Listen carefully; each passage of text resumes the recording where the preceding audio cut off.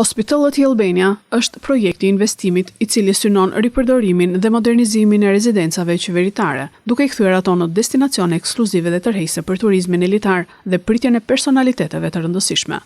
Përmes një konkursi ndërkombëtar, Agjencia e Korporatës Shqiptare të Investimeve synon modernizimin e rezidencave qeveritare në funksion të turizmit. Procedura konkurruese ndërkombëtare për realizimin e projektit të investimit Hospitality Albania zhvillohet nëpërmjet dy fazave, faza e kualifikimit dhe faza e përzgjedhjes. Sot në një event të posaçëm ku ishte i pranishëm edhe kryeministri Edi Rama, 7 finalistët e fazës së dytë, përfaqësues të studiove prestigjioze arkitekturore, prezantuan përpara një jurie ndërkombëtare projektet e tyre për rimëkëmbjen dhe modernizimin e rezidencave qeveritare, nga strukturat të amortizuara me kosto të lartë mirëmbajtjeje në destinacione ekskluzive dhe tërheqëse për turizmin elitar dhe pritjen e personaliteteve të rëndësishme.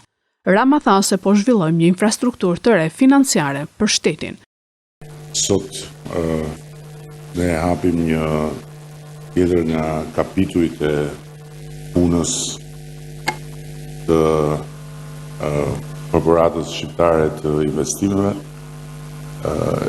kapitulli i cili ka të bëjë me rrjetin e rezidencave të dikurshme qeveritare,